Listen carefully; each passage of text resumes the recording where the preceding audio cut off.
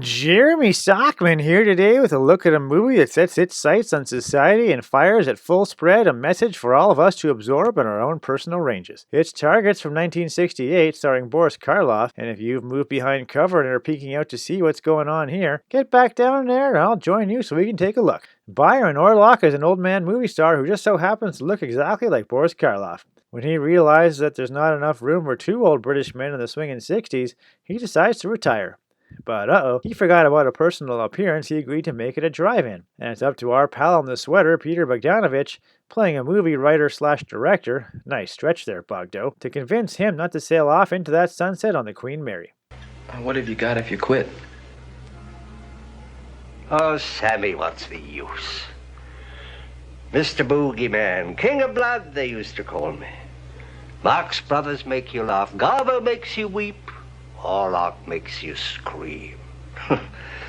And once I thought I'd be an actor. Oh, it's not that the films are bad. I've got bad.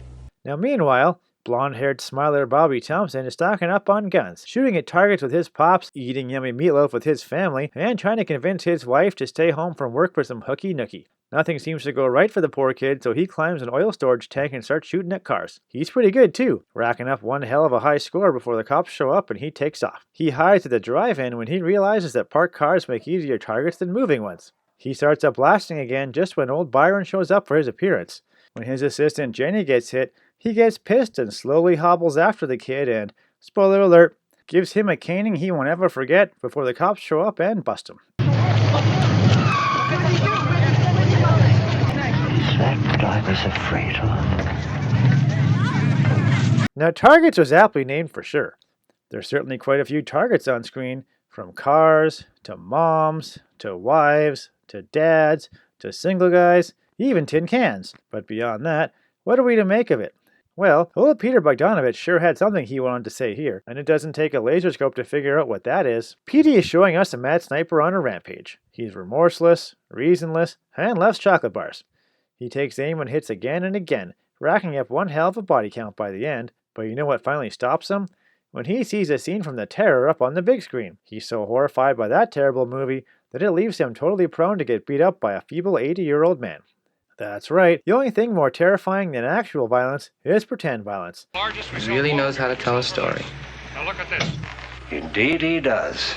Targets shows us that only fictional horror can stamp out real horror. PDB, being a movie buff, was firmly on the side of showing as much gore and brutality as possible as a way to stamp out the violent urges of a society gone mad with guns and mental illness. They call that catharsis some places, but you know what?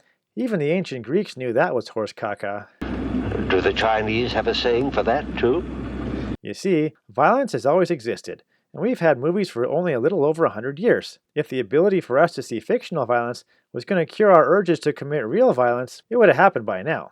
There's some pretty extreme stuff on screen, and yet it seems like not a day goes by that someone isn't out there blasting people trying to beat Bobby's high score. If anything, Petey, maybe you made things worse. By giving people a goal to beat, you've thrown down the gauntlet to every gun nut out there to take potshots at people to prop up their fragile egos. Proud of yourself, Petey? A work of art.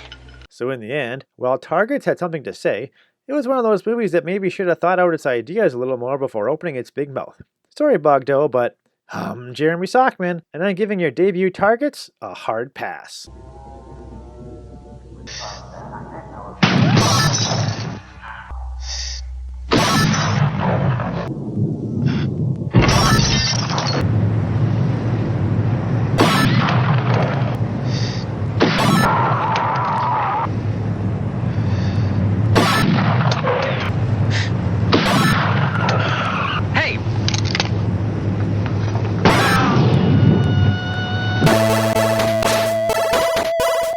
If he's so interested in the welfare of the people, tell him to stop making pictures.